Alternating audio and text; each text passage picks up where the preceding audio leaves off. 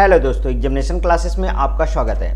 हाँ दोस्तों, एक तरफ आपको लगातार मैराथन में दे रहा हूँ, दूसरी तरफ दोस्तों प्रैक्टिस सेट भी दे रहा हूँ, क्योंकि ये प्रैक्टिस सेट दोस्तों डायरेक्ट छपने वाले क्वेश्चन हैं। इनको सेलेक्ट करके मैं आपके सामने प्रस्तुत करता हूँ। आइए दोस्तों आज डिस्कस करते हैं। आज के प्रैक्टिस सेट में दोस्तों आपको 50 क्वेश्चन मिलने वाले हैं। कितने क्वेश्चन मिलने वाले हैं? 50 एमसीक्यू क्वेश्चन आपके मिलने वाले हैं। आइए शुरू करते हैं। यहाँ पे देखिए, dash is the product of data processing. Data processing का प्रोडक्ट क्या है? अब पहली चीजें जान लीजिए थोड़ा सा।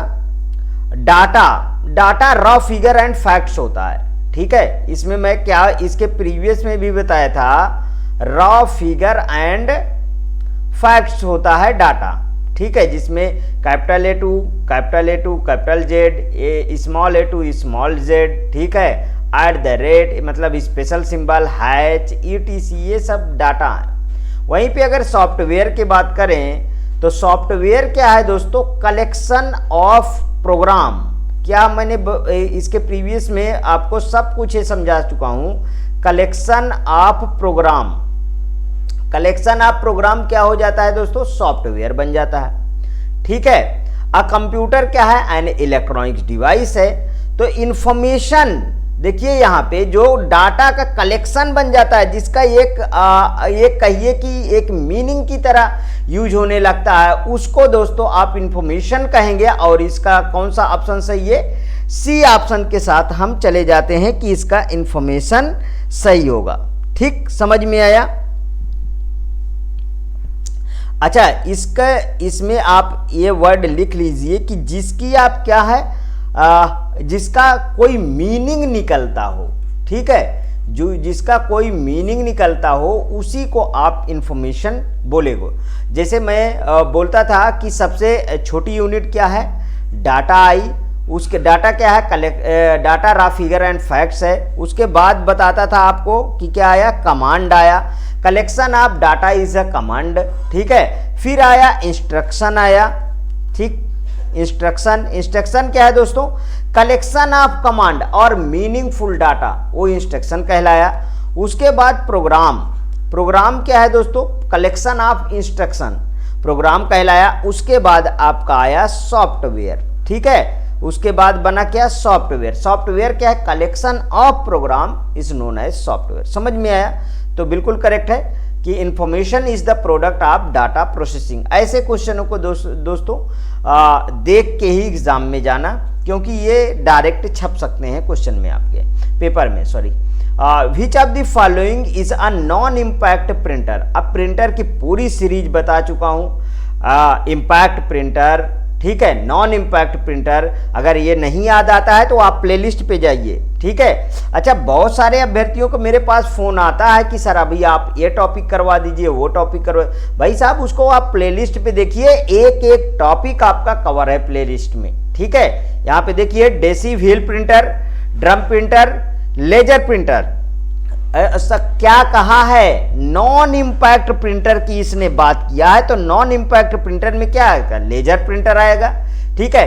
ये सब जितने भी दोस्तों, जैसे ड्रम प्रिंटर हुआ, डेसी व्हील प्रिंटर हुआ, ये सब नॉइजी प्रिंटर में आते हैं। तो ये सब क्या है दोस्तों? ये इम्पैक्ट प्रिंटर में आएगा। ये किस में आएगा?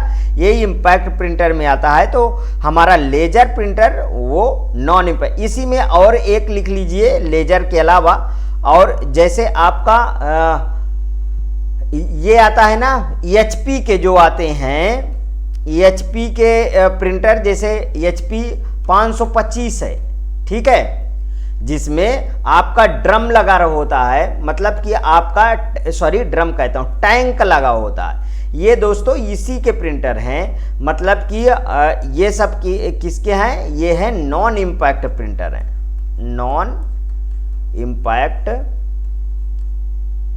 इम्पैक्ट प्रिंटर में आएंगे ये सब, ठीक है। समझ में आया?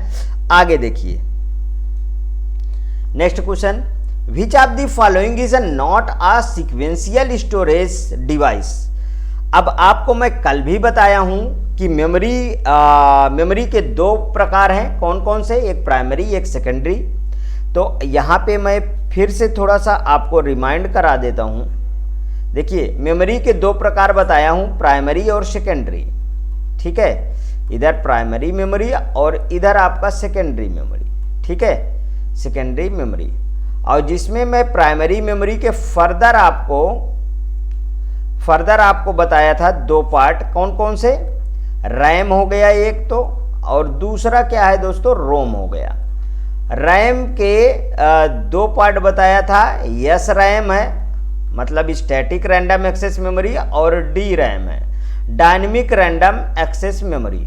ठीक है, वहीं पे आपके रोम के तीन पार्ट बताया हूं, P ROM programmable read only memory, EP ROM, ठीक है, erasable programmable read only memory, और ईईपी रोम, ईईपी रोम मतलब electrically erasable programmable read only memory. इधर बताया था आपको ये है एक मैग्नेटिक मेमोरी और दूसरा है दोस्तों आपका सेकेंडरी मेमोरी। ठीक है, मैग्नेटिक मेमोरी में मैग्नेटिक टेप वगैरह आएगा, मैग्नेटिक टेप, ठीक है, magnetic tape, magnetic disk, floppy disk लिख लीजिए, उसमें सभी आ जाएंगे। ठीक है, ये मैग्नेटिक टेप लिख ही दिया हूँ, यहाँ पे फ्लॉपी डिस्क लिख लीजिए। ठीक है, फ्लॉपी डिस्क ये सब आए इसमें।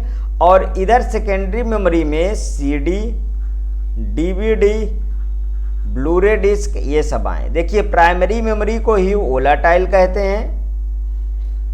ये कल इसमें से कल के सेट आप देख लीजिए, इसके प्रीवियस में 50 क्वेश्चन का, उसमें ये सब चीज़ें बताया जा चुका है। वोलाटाइल, और इधर जो है नॉन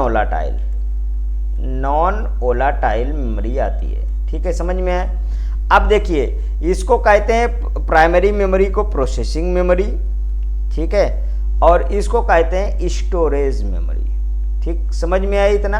तो देखिए यहाँ पे मैग्नेटिक डिस्क बिल्कुल सही है, मैग्नेटिक टेप बिल्कुल सही है, मैग्नेटिक डिस्क, यहाँ पे देखिए मैग्नेटिक टेप, और ये जिसमें टेप लगा है ये सब क्या है दोस्तों, ये सब तो इसमें आ गए मैग्नेटिक टेप में। लेकिन मैग्नेटिक डिस्क कौन सा सीक्वेंशियल स्टोरेज डिवाइस नहीं है, नहीं के टर्म में आपको आंसर देना है, मतलब आपको नहीं के टर्म में तो ये है मैग्नेटिक डिस्क, इसका नहीं होगा। समझ में आया कि नहीं आया समझ में?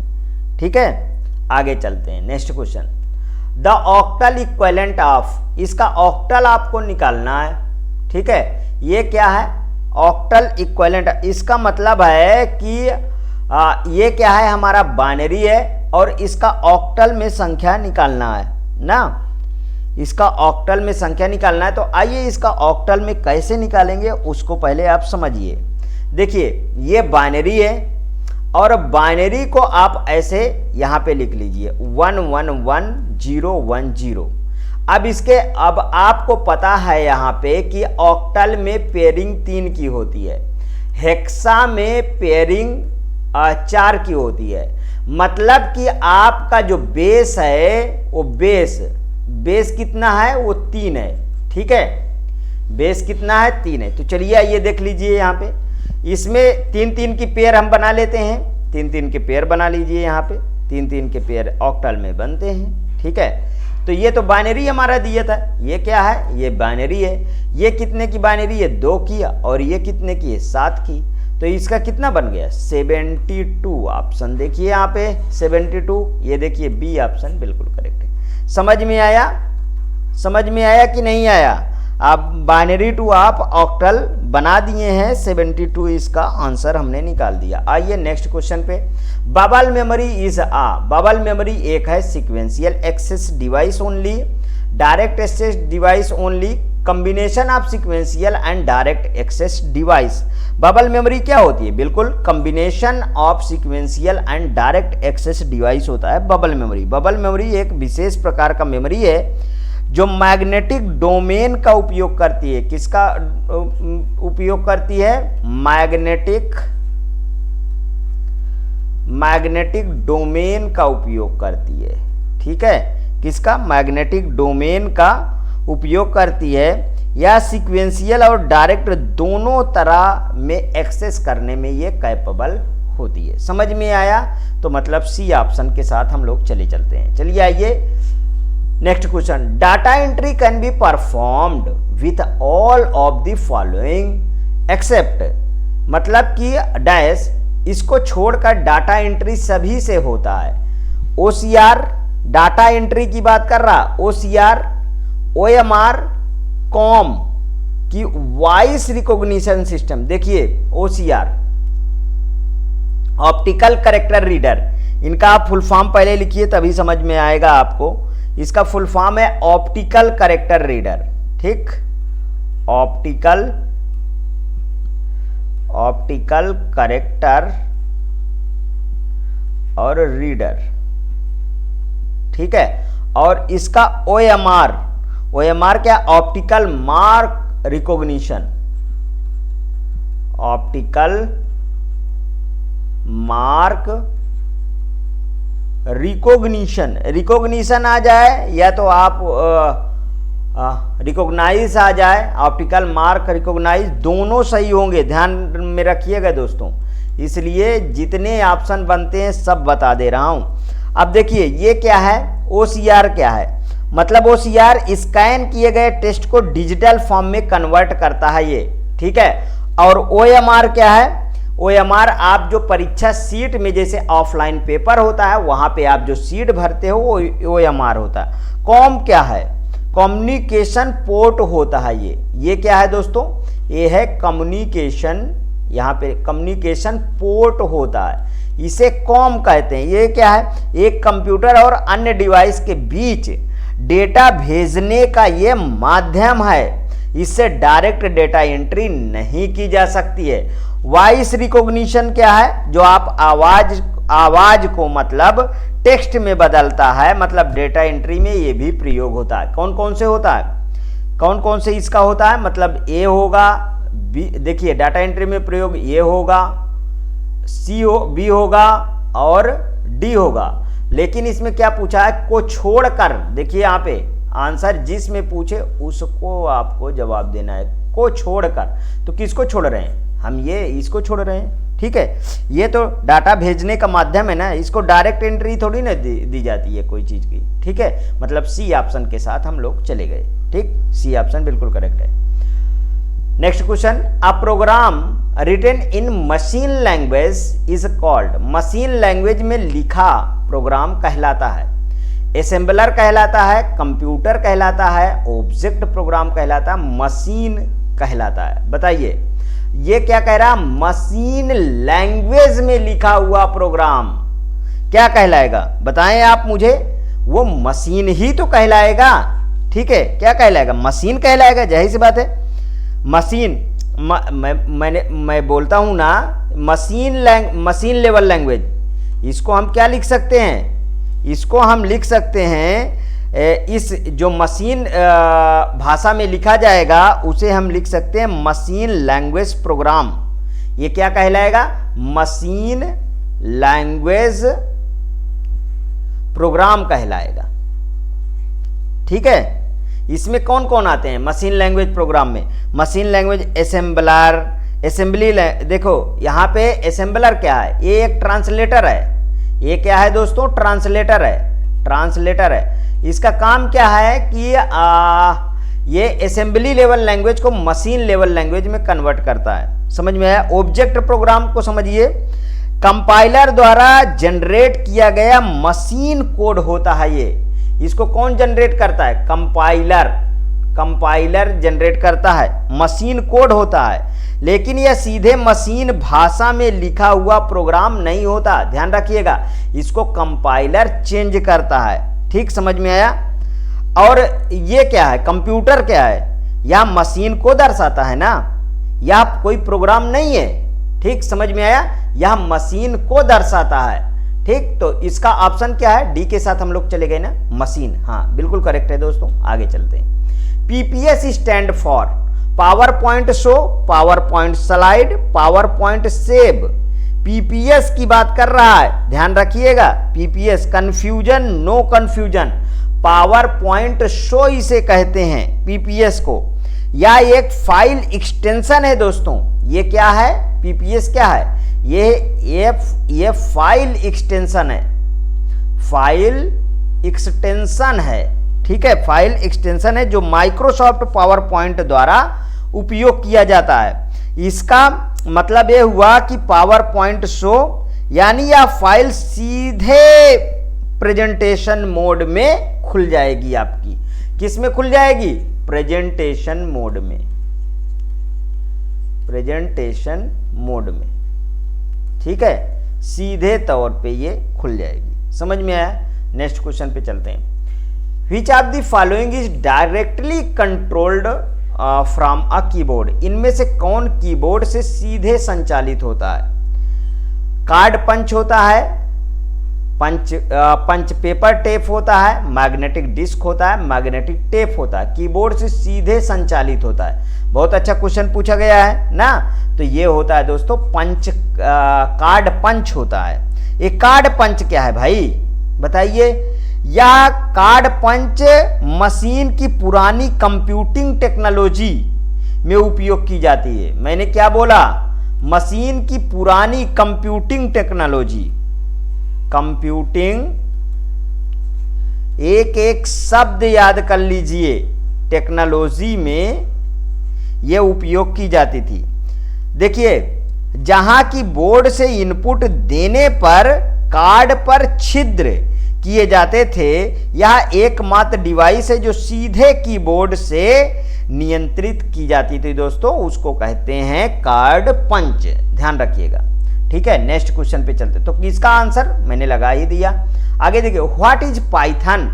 पाइथन क्या है, एक प्रोग्रामिंग लैंग्वेज है, कंपाइलर है कि ऑपरेटिंग सिस्टम है, प्रोटोकॉल है। देखिए, ना तो कंपाइलर है, ना ऑपरेटिंग सिस्टम है, ना प्रोटोकॉल है। ये क्या है, पाइथन एक प्रोग्रामिंग लैंग्वेज है। इस तरीके के क्वेश्चन आपको देखने को मिलेंगे। ये है क्या है, जेबीएम इज अ पार्ट, आप सुने होंगे।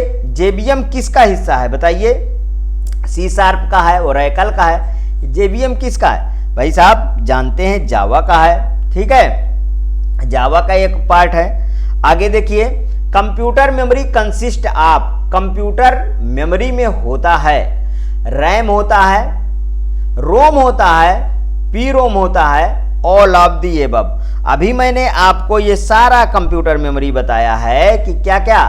देखिए, अभी मैंने इसके प्रीवियस वाले चार्ट में देखिए, यहाँ पे प्रीवियस में आप जाइए, मैं नहीं जा रहा, ठीक है, जिसमें मैंने बताया कि प्राइमरी मेमोरी के दो पार्ट, ठीक है, सॉरी हाँ, प्राइमरी मेमोरी के दो पार्ट कौन कौन से, रैम और रोम, ठीक। तो ये कवर हो गया और ये कवर हो गया। और फिर रोम के मैंने 3 पार्ट बताए, वो कौन कौन से, यहाँ पे आ जाइए। यहाँ पे मैंने ऐसे डायग्राम अभी क्रिएट किया था। ये है प्राइमरी मेमोरी और इसके फिर से 2 पार्ट मैंने बताया, कौन कौन से, प्राइमरी मेमोरी के एक रैम बताया और एक रोम बताया, ठीक है। और रोम के 3 पार्ट, एक पी रोम बताया, ठीक है, और दूसरा ईपी रोम बताया था आपको, ठीक है, और तीसरा आपको ईईपी रोम बताया। मैंने बताया ये सबसे दोस्तों क्वेश्चन आने ही आने हैं। तो ये किसके आ गया, रोम के पार्ट, मतलब कंप्यूटर मेमोरी में सभी आ गए। समझ में आया, ठीक। प्रीवियस वाला चार्ट देख लीजिए आप। नेक्स्ट क्वेश्चन, मतलब ऑल ऑफ दी अबव इसका सही। Control unit is called, control unit कहलाता है, नर्व सेंटर कहलाता है, कंट्रोल यूनिट की बात कहा है, क्लॉक कहलाता है, मास्टर डिस्पैचर कहलाता है कि ऑल ऑफ द अबव। देखिए, ये कंट्रोल यूनिट के बारे में आपसे पूछा है, अच्छा क्वेश्चन है। तो ये क्या कहलाता है, नर्व सेंटर कहलाता है। जैसे ह्यूमन में जो है नर्व सेंटर होती है दोस्तों, उसी तरीके हम कंट्रोल यूनिट को, देखिए सीपीयू के अगर हम पार्ट करें, यहां से क्वेश्चन कहां से पूछा गया उसको समझिए आप। यहां मैंने क्या बोला, यहां पे सीपीयू के अगर मैं पार्ट करता हूं तो इधर होता है क्या, एएलयू, और इधर होता है कंट्रोल यूनिट, और इधर होता है दोस्तों मेमोरी यूनिट। ये यहां पे मेमोरी यूनिट, ठीक, समझ में आया। इधर इसके इनपुट डिवाइस और इधर इसके आउटपुट डिवाइस, ठीक, आउटपुट डिवाइस। इनपुट डिवाइस में क्या हुआ, जैसे कीबोर्ड हुआ, माउस हुआ। आउटपुट डिवाइस में क्या हुआ, मॉनिटर हुआ और यहाँ पे प्रिंटर हुआ, ठीक है, समझ में आया। तो हम देखिए ये जो कंट्रोल यूनिट है, ये इसके प्रीवियस में आप थोड़ा सा एक 4-5 वीडियो मैंने सी पे बनाया था, उसको आप देख लीजिए, उसमें इसका डिस्क्रिप्शन मैंने दिया है। एएलयू का काम होता है जोड़ घटाना गुणा भाग, समझ में आया। लेकिन कोई चीज भी कमांड दिया जाता है तो वो दोस्तों उस कमांड, उस इंस्ट्रक्शन को सीयू रीड करता है। सीयू का ही काम क्या होता है दोस्तों, उस इंस्ट्रक्शन को रीड करना, मतलब इंस्ट्रक्शन को रीड करना एंड उसको डिकोड करना। तब दोस्तों ये एएलयू को बोलता है कि आप ये काम करो। जैसे 2+2 जोड़ने के लिए कहा गया, तो ये सीयू देगा इसको डायरेक्शन, तब एएलयू उसको काम करके देगा 4। समझ में आया। और स्टोर कहाँ होता है, मेमोरी में। तो ये नर्व सेंटर की तरह काम करता है आपका। ठीक है, आगे बढ़ूं। नेक्स्ट क्वेश्चन, कोई प्रॉब्लम आती है आप कमेंट में बताइए, मैं बार बार कहता हूं और अच्छे से भी मैं आपको डिटेल दूंगा। यहां पे देखिए, low level computer language used, low level computer language में उपयोग होता है। क्या होता है भाई साहब, इंग्लिश वर्ड यूज होता है कि लिमिटेड ग्रामर यूज होता है, न्यूमोनिक कोड होता है कि मैथमेटिकल सिंबल होता है। अरे दोस्तों, न्यूमोनिक कोड होता है, जाहिर सी बात है लो लेवल लैंग्वेज में। देखिए, लो लेवल लैंग्वेज में हम सेकेंड जनरेशन की बात करते हैं। किसकी बात करते हैं? सेकेंड जनरेशन की। सेकेंड जनरेशन में असेंबली लैंग्वेज आई थी, असेंबली लैंग्वेज आई थी, जिसको असेंबलर ट्रांसलेटर असेंबली लैंग्वेज को मशीन भाषा में कन्वर्ट करता था। तो ये लिखी किस में जाती थी? ये लिखी लिखी जाती थी दोस्तों न्यूमोनिक कोड में। ठीक है, ये लिखी किस में गई है? न्यूमोनिक कोड में लिखी गई है असेंबली लैंग्वेज। समझ में आया? वही पूछ रहा है। ठीक, नेक्स्ट क्वेश्चन। अब ये सब तो आपको तैयार हो गया होगा, मैं 2 साल से आपको पढ़ा रहा हूं, लगातार यही चीज रिपीट कर रहा हूं। अ कंपाइलर मीन्स, कंपाइलर क्या है? अरे high level language convert to low level language, compiler कहलाता है। A person who compile source program, the same thing as a programmer. Key punch operator, a program which translate source program into object program. बताइए, जो definition बताया आज तक वो बिल्कुल छपा सा दोस्तों लग रहा है। ठीक है, क्वेश्चनों में, इसलिए आप तैयार कर लेंगे, आपको भी छपा वहां पेपर में लगेगा। ठीक, आगे देखिए। Which of the following is a displayed listing of program option that user can select? इनमें से यूजर द्वारा सेलेक्ट करने योग्य क्या है? मेनू है, फाइल है, ब्लॉक है, डाटा आइटम है। Which of the following is a displayed listing of the program option that user can select?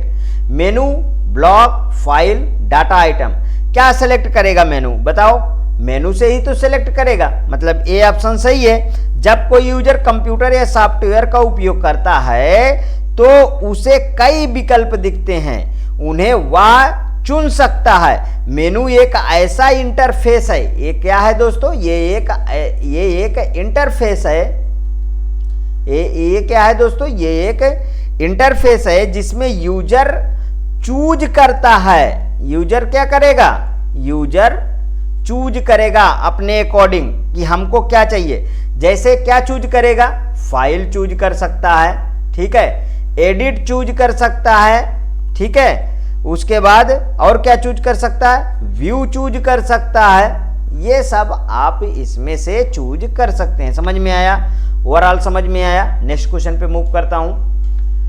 Polymorphism is related to, polymorphism किससे संबंधित है? स्ट्रक्चर्ड प्रोग्रामिंग से, ऑब्जेक्ट ओरिएंटेड प्रोग्रामिंग से, कि एनएलपी से, कि मशीन लर्निंग से? बताइए, बहुत अच्छा क्वेश्चन है। ऑब्जेक्ट ओरिएंटेड प्रोग्रामिंग से पॉलीमॉर्फिज्म जो है वो रिलेट करता है। एक ऑब्जेक्ट ओरिएंटेड प्रोग्रामिंग, जिसे आप बोलते हैं ऊप्स। इसको क्या बोलते हैं? इसी को तो आप ऊप बोलते हैं, ऊप। ये और पॉलीमॉर्फिज्म ऊप की एक विशेषता कहिए। ये क्या है दोस्तों? पॉलीमॉर्फिज्म ऊप की एक विशेषता है, जिसमें एक ही नाम के अलग अलग कार्य हो सकते हैं। अर्थात एक फंक्शन कई रूपों में हो सकता है। सॉरी, हाँ सही है, कई रूपों से आप इसको ले सकते हैं। समझ में आया? नेक्स्ट क्वेश्चन, अब आगे देखिए।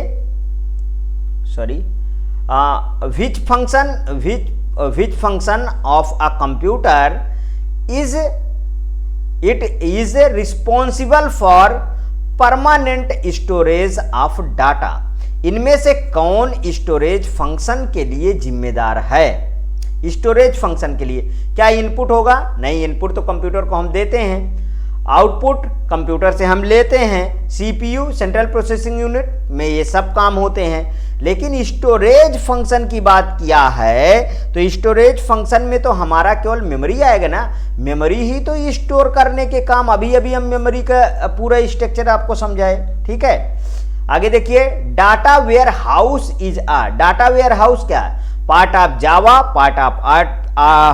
Part of RDBMS। ठीक है, और huge collection of data, none of the above. तो ये है दोस्तों part of RDBMS। Warehouse, देखिए ये आपका क्वेश्चन कहां से है? ये क्वेश्चन है DBMS। ठीक है, DBMS में RDBMS से ये क्वेश्चन पूछा गया है। तो डाटा वेयर हाउस दोस्तों, डाटा वेयर हाउस एक प्रकार का डेटा स्टोरेज सिस्टम होता है। ठीक है, जो विशेष रूप से रिपोर्टिंग और डाटा, एक तरीके से विश्लेषण, एनालिसिस कहिए, ठीक है, में प्रयोग किया जाता है। RDBMS का फुल फॉर्म भी लिख लीजिए, क्योंकि फुल फॉर्म जानना आपको बहुत जरूरी है। रिलेशनल डाटाबेस मैनेजमेंट सिस्टम, ये क्या है दोस्तों? रिलेशनल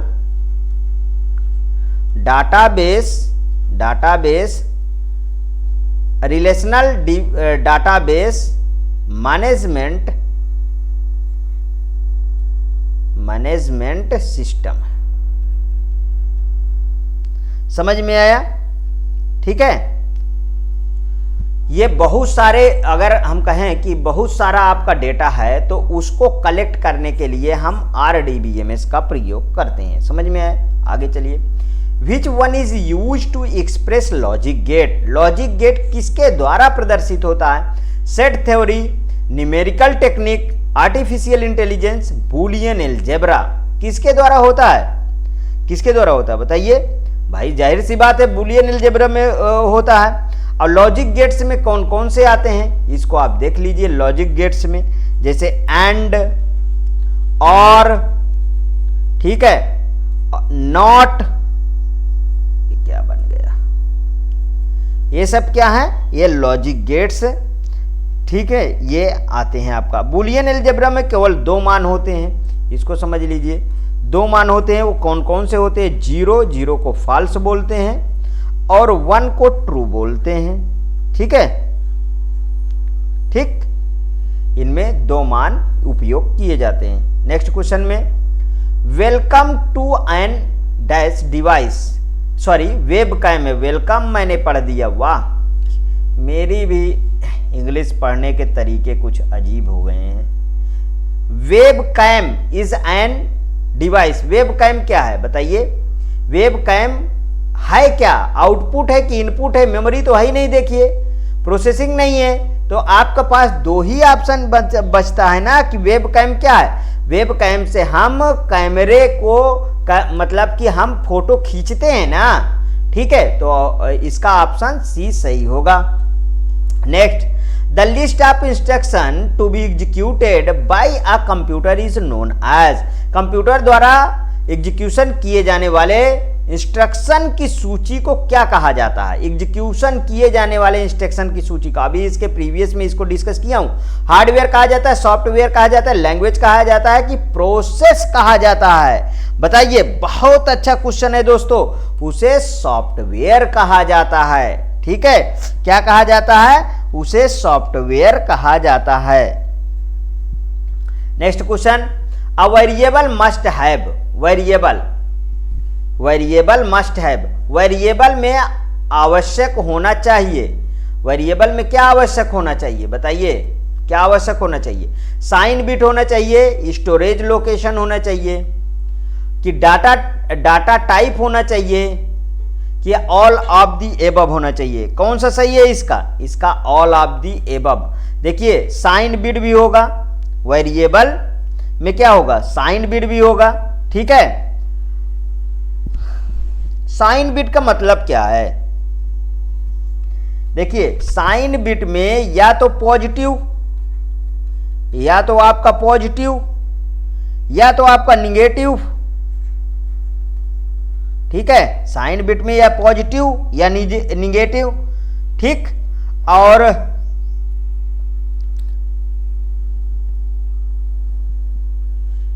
स्टोरेज लोकेशन में मेमोरी को क्या किया जाता है, वेरिएबल को डाटा मेमोरी में स्टोर किया जाता है, वेरिएबल को डाटा मेमोरी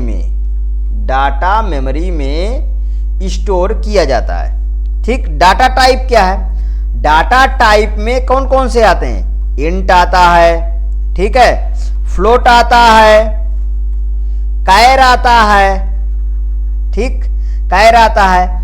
ये सब क्या निर्धारित करते हैं, वेरिएबल किस प्रकार का डाटा स्टोर करना चाह रहा है, इसलिए ये तीनों चीजें वेरिएबल में आवश्यक होती है। समझ में आया समझ में पूरी तरीके से क्वेश्चन, ठीक, okay.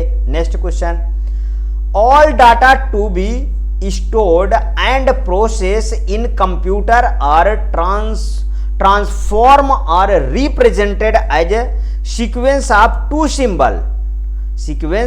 Symbol, these symbols are dash. Computer में डाटा जिन दो सिंबल्स द्वारा प्रस्तुत होता है वे हैं 0 और 1, on and off, true and false, bits and bite.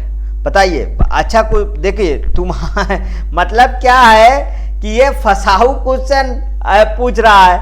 अरे 0 एंड 1 ही तो होगा, ठीक है, कुछ नहीं है क्वेश्चन में, सिर्फ ध्यान देना है, ध्यान रखिएगा, ठीक।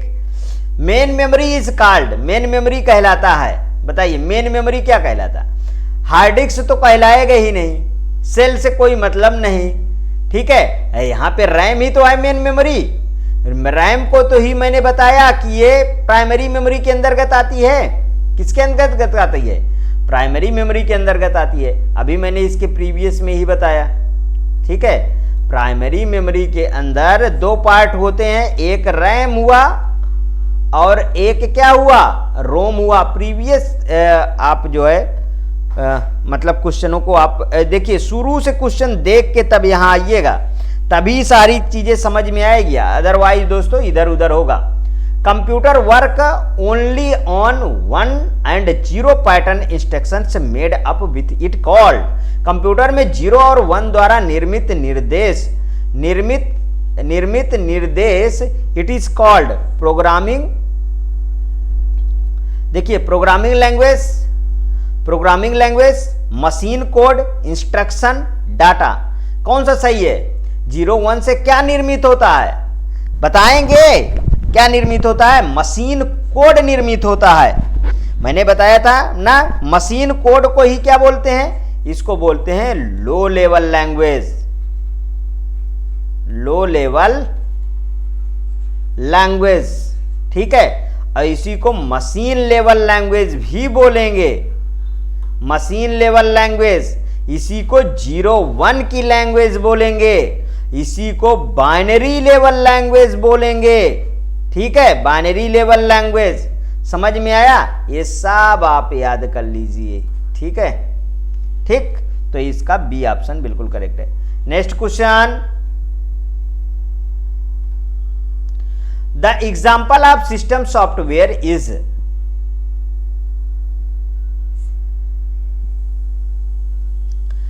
The example of system software is, system software system software का उदाहरण है, लिनक्स है, ठीक है, कि विंडोज है, कि बोथ ए एंड बी है, कि पावर पॉइंट है। सिस्टम सॉफ्टवेयर बोल रहा है, ध्यान रखिएगा।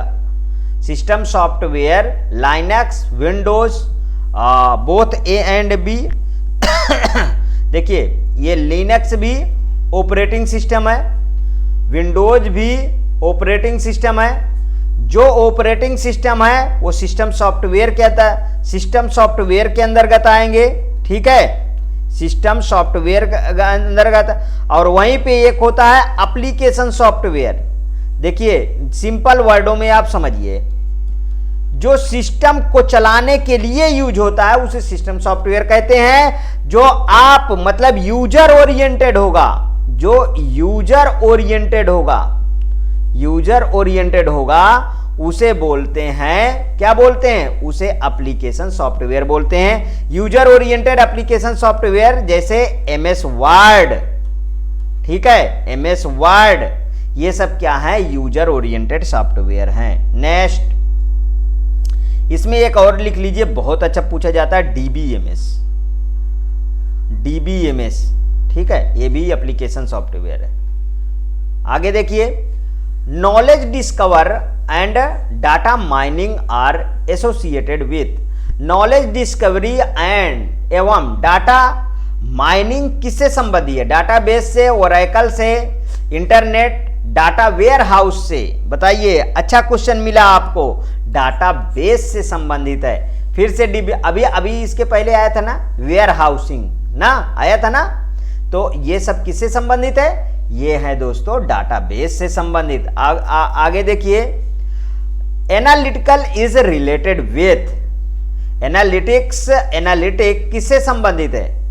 एनालिटिक्स किससे संबंधित है बताएं? ईआरपी से संबंधित है, डाटाबेस से संबंधित है, डाटा वेयर हाउस से संबंधित है, कि बिग डाटा से संबंधित है? अरे भैया, बिग डाटा से ये संबंधित है। एनालिटिक किससे संबंधित है? Big data. एनालिटिक का अर्थ ही होता है डेटा का विश्लेषण करना। इसका अर्थ ही होता है, इसका डेटा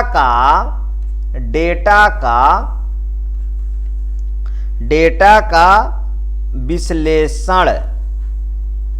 विश्लेषण करना। समझ में आया?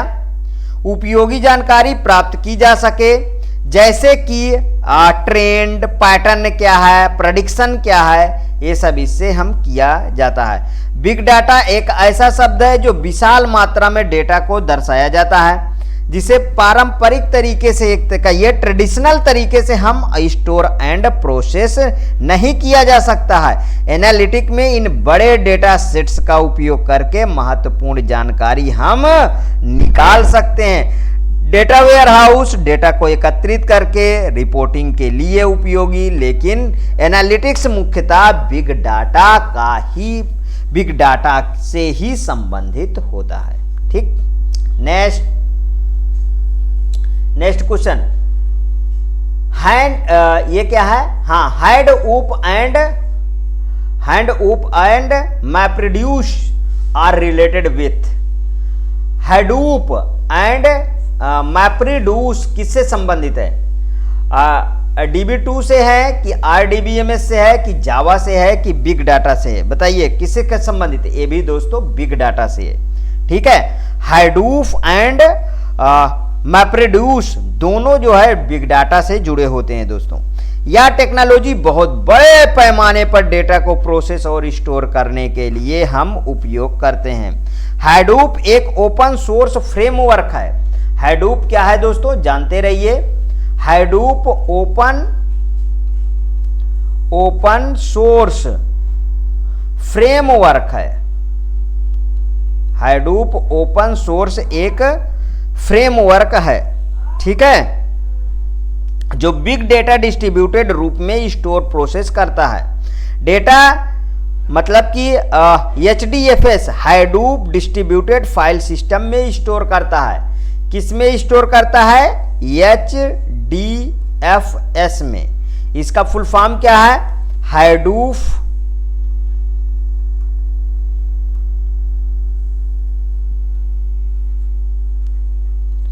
Hadoop distributed फाइल सिस्टम, ठीक है, में स्टोर करता है। Next question, dash is a pictorial representation of a program. Dash program का पिक्टोरियल क्या कहलाता है? आइकन कहलाता है, फोल्डर कहलाता है, फ्लोचार्ट कहलाता है, कमांड कहलाता है। बिल्कुल सिंपल सा क्वेश्चन आपके सामने है, उसे कहते हैं फ्लोचार्ट। ठीक है, फ्लोचार्ट प्रोग्राम का पिक्टोरियल रिप्रेजेंटेशन होता है। इनहेरिटेंस रिफ्लेक्ट्स, इनहेरिटेंस प्रदर्शित डैश करता है। Association, difference, specification, generalization. Inheritance क्या करता है बताइए? इनहेरिटेंस जनरलाइज करता है किसी चीज को। मतलब जनरलाइजेशन में हम सामान्य गुणों और व्यवहारों को सुपर क्लास में खींच लेते हैं। इनहेरिटेंस इक्वल जनरलाइजेशन का प्रतिनिधित्व करता है, क्योंकि इसमें हम सामान्य विशेषताओं को हम शेयर करने वाले वर्गों को एक सामान्य वर्ग में समाहित कर देते हैं। समझ में आया? तो डी ऑप्शन बिल्कुल करेक्ट है। Next, EDI is a kind of, EDI एक प्रकार का, ठीक है, डैश है, प्रोग्राम है, मेथड है, डाटाबेस टूल है कि नेटवर्क है? ईडीआई की बात कर रहा है। ईडीआई क्या है? ईडीआई एक मेथड है, ठीक है। इलेक्ट्रॉनिक डाटा इंटरचेंज इसका फुल फॉर्म है। इसका फुल फॉर्म क्या है? इलेक्ट्रॉनिक,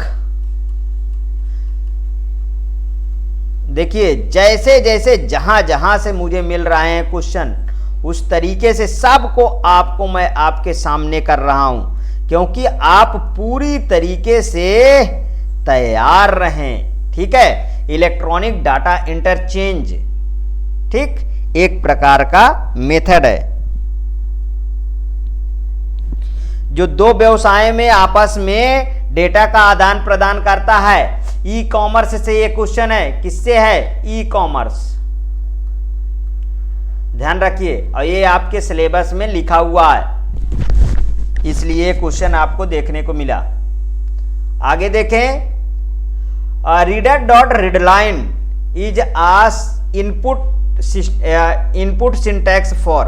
रीडर डॉट रीडलाइन का इनपुट सिंटैक्स है, किसका इनपुट सिंटैक्स है?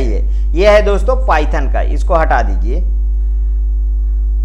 Next question, my int function is a syntax use for the variable declaration is. Declaration syntax किसका है? ये भी सिंटैक्स किसका है?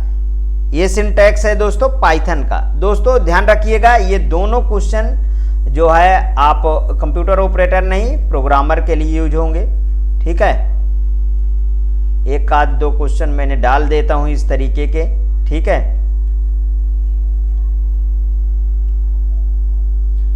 ध्यान रखिएगा। नेक्स्ट क्वेश्चन, हाँ, try function catch in Java use for. Try function catch Java, ये class collaboration, sub classes inheritance, exception handling है। ठीक है, इसका सी ऑप्शन बिल्कुल सही है। ये भी दोस्तों प्रोग्रामर के लिए है। ठीक, नेक्स्ट क्वेश्चन, ईथरनेट इज, तीन क्वेश्चन मैंने आपके प्रोग्रामर के रखे थे। Ethernet is a standard for. Ethernet का स्टैंडर्ड है, HDD है, CDS है, USB है, NIC है। बताइए, अच्छा क्वेश्चन मिला ना? क्या है? तो ये है दोस्तों NIC। ये NIC का फुल फॉर्म क्या है बताइए? Network interface card. बहुत बार क्वेश्चन पूछा गया है। नेटवर्क इंटरफेस कार्ड, ठीक है, ईथरनेट का स्टैंडर्ड है नेटवर्क इंटरफेस कार्ड। आगे देखिए, is use to transfer file from one computer to another computer. किसके द्वारा ट्रांसफर किया जाता है फाइल को, बताइए। द उपयोग फाइल को एक कंप्यूटर से दूसरे कंप्यूटर में ट्रांसफर करने के लिए उपयोग किया जाता है, वो क्या है भाई? जाहिर सी बात है, फाइल ट्रांसफर प्रोटोकॉल है, इसमें कुछ सोचना नहीं है, आगे बढ़ो। ठीक है, ये सिंपल क्वेश्चन है। दो क्वेश्चन, ठीक है। Is use to send and receive mail, देखिए यहां पे इज उपयोग करते हैं ईमेल में, मतलब कि मेल को सेंड एंड रिसीव करने के लिए हमने क्या बताया था आपको, क्या बताया था बताइए। इसके प्रीवियस में मैं इस क्वेश्चन को 10 बार बता चुका हूं कि ये क्वेश्चन आपको बार बार रिपीट करता है। तो ईमेल का उपयोग ईमेल में सेंड और रिसीव करने के लिए हम प्रयोग करते हैं। ईमेल का फुल फॉर्म कभी आ जाता है तो इलेक्ट्रॉनिक मेल होता है। बिल्कुल सिंपल सा question. Hyper text markup language कहीं लिखा है? हाइपर टेक्स्ट मार्कअप लैंग्वेज, देखिए बी ऑप्शन मैच कराइए। ठीक, कुछ इसमें बताने का है नहीं? हाँ, टीसीपीआईपी इज टीसीपीआईपी है, एक वेब ब्राउजर है, सिस्टम सॉफ्टवेयर है, एप्लीकेशन सॉफ्टवेयर। अरे भाई प्रोटोकॉल है, इसमें कोई बताने की बात है नहीं। URL stand for uniform resource locator होता है, यूनिफॉर्म रिसोर्स लोकेटर, पहला ही ऑप्शन इसका सही होता नजर आ रहा है। Next, algebra of the logic is termed as, तर्क का बीजगणित कहा जाता है। Numerical logic, Boolean algebra, arithmetic logic, Boolean number, बताइए कौन सा सही है? अरे भाई बूलियन एल्जेब्रा, ठीक है। क्या कहा जाता है? बूलियन एल्जेब्रा कहा जाता है, जिसमें 0 और 1 मतलब बाइनरी वैल्यू क्या होती हैं? 0 और 1 बाइनरी वैल्यू का प्रयोग करते हैं। इसका प्रयोग डिजिटल इलेक्ट्रॉनिक्स के कंप्यूटर में लॉजिक गेट्स आदि का निर्माण करने में किया जाता है। किसका मैंने बोला इसका प्रयोग किया जाता है? Logic gates. देखिए जिसमें डिटेल चाहिए उसमें डिटेल मिलेगी। ठीक, आगे देखिए, Boolean algebra can be use, Boolean algebra बीजगणित का उपयोग किया जाता है, अभी बोला है ना, logic gates for designing for the digital computer sorry in building logic symbol circuit theory की बिल्डिंग एल्जेब्रा, बताइए अभी इसके पहले बताया था for designing of the digital computer. ठीक है, बूलियन एल्जेब्रा का प्रयोग किस में किया जाता है? For designing of digital computer में किया जाता है। Next question, a dash value is represented by a Boolean expression, एक डैश मूल्य एक बूलियन अभिव्यक्ति द्वारा दर्शाया जाता है। पॉजिटिव, रिकर्सिव, निगेटिव, बूलियन, कौन सा ऑप्शन सही होता नजर आ रहा है? अरे भाई बूलियन, एक Boolean a boolean value represented by the boolean expression. Next question, what are the canonical form of boolean expression? बिल्कुल करेक्ट, ये ऐसे क्वेश्चन बहुत अच्छे। बूलियन एक्सप्रेशन को विहित रूप क्या है? और एंड एक्सॉर है, नॉर एंड एक्सनॉर है, मैक्स एंड मिन है, शॉप एंड पोम है। अरे भाई शॉप एंड पॉप, ठीक, ये शॉप एंड पॉस होता है। ठीक है, ये इस तरीके के मिस्टेक जो है टाइपिंग मिस्टेक है और यही सही है। ये क्या है? ये गलत लिखा है, ये गलत लिखा है। ठीक है, ठीक, कैनोनिकल फॉर्म बूलियन एक्सप्रेशन का शॉप एंड पॉश होता है। Next, the logic gates that provides high output for same input, high output for same input बोला है, high output for same input. तो मैंने बोला जब मैं आपको इसके पहले एंड का समझाया था तो उसमें जब दोनों लो होते थे तो 0 दे देता था, मतलब तो ये खत्म हो गया, ये खत्म हो गया ना। देखिए इसका क्या था 0 0 0 1 1 0 1 1, तो इसका 0 दे दिया, इसमें इसका एक भी इनपुट 0 है तो सभी 0 आता था, केवल एक में। ऐसे तो ये पूछ नहीं रहा ना, समान इनपुट में कौन सा इसका सही होगा, तो समान इनपुट में दोस्तों एक्स नॉर आता है ना, एक्स नॉर सही होगा। एक्स नॉर में क्या होता है, देखिए पहले आप एक्स और समझिए, यहां पे बोलता हूं आप एक्स और समझिए, एक्स और ये वाला, इसमें मैं बोला 0 0 0 1 1 0 1 1, इसमें मैंने बोला डिफरेंट इनपुट में 1 होता है, सेम में 0 होता है, तो इसी का उल्टा अपोजिट एक्स नॉर होता है, 0 0 0 1 1 0 1 1, इसका उल्टा मतलब डिफरेंट इनपुट में 0 0 आएगा और सेम इनपुट में 1 1 आएगा, तो मतलब बी ऑप्शन करेक्ट हुआ कि नहीं हुआ, एक्स नॉर। नॉट का तो 0 1, इसमें तो कोई दिक्कत ही नहीं है, 0 1 1 का 0, ठीक, समझ में आया चारों, बी ऑप्शन सही है। Next, the expression of the absorption law is given by, absorption law की बात कर रहा है, ए प्लस ए बी ए, ठीक है, एब्जॉर्प्शन लॉ में यही तो होता है, इसमें कुछ तो बोलना ही नहीं है, ठीक, यही तो है इसका आंसर एब्जॉर्प्शन लॉ का।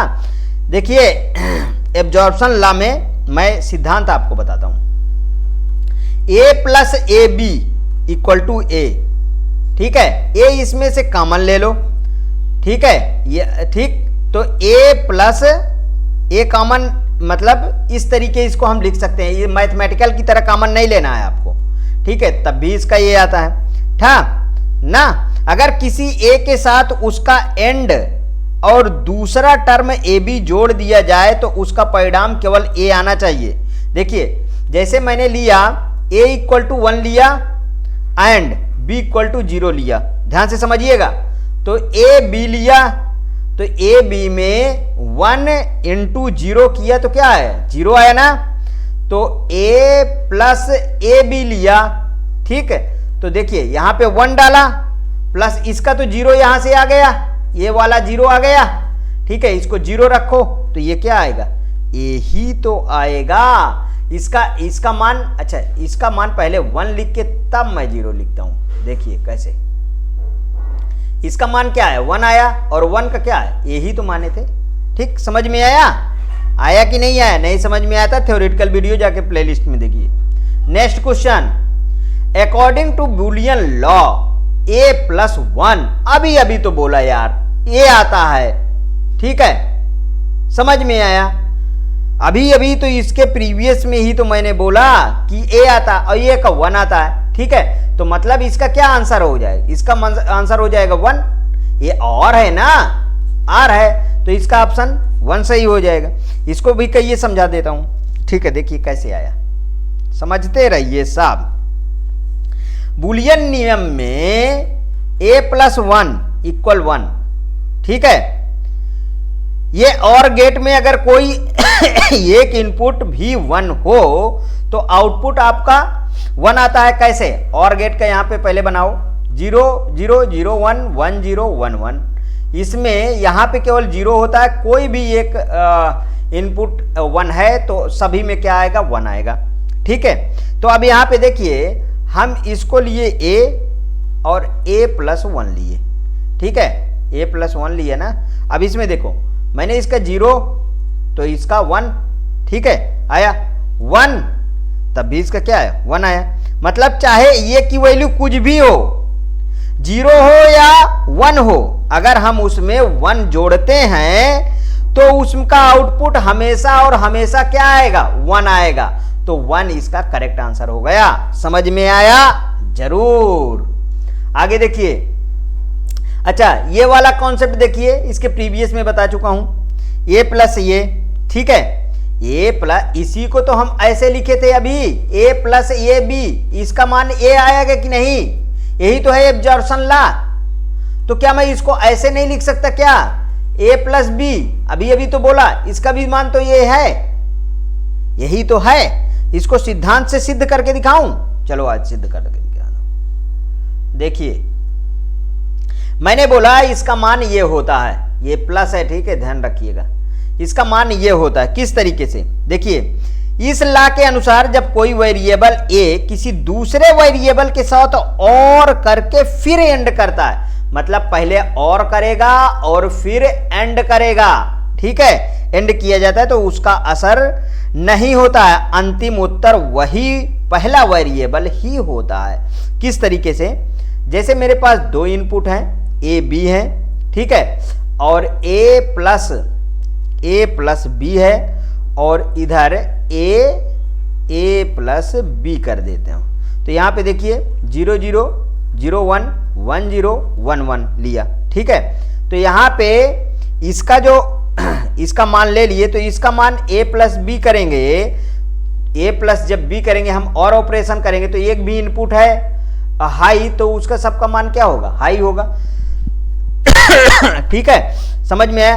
अब a के साथ हम a प्लस बी को एंड करते हैं, मतलब आप समझिए हम इसके साथ इसका हम एंड करेंगे, इसके साथ इसका एंड करेंगे, ठीक है, ध्यान रखेंगे। इसको सही से बना देता हूं, इस वाले इनपुट के साथ इस वाले इनपुट के साथ इसको एंड करना है। जब इसको एंड करना है तो 0 0 को देखिए 0 होगा, 0 1 का 0, मतलब जब तक दोनों इनपुट हाई नहीं होंगे तब तक 1 नहीं होगा। तो ये देखिए ये हाई हो गए, यहाँ पे 1 आ गया, और ये देखिए हाई हो गए, यहाँ पे 1 आ गया।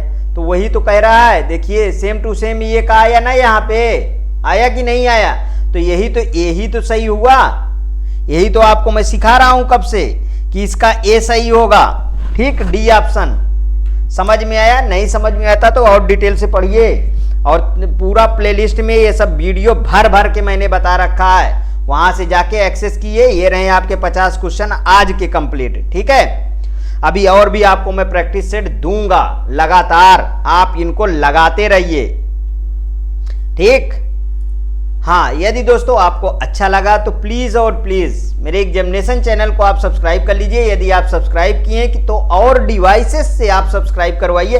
आपको मैंने ये कहा था कि आपको फ्री में पूरा वीडियो दूंगा, और आज तक फ्री में मैंने पूरा वीडियो दिया है, ठीक है दोस्तों।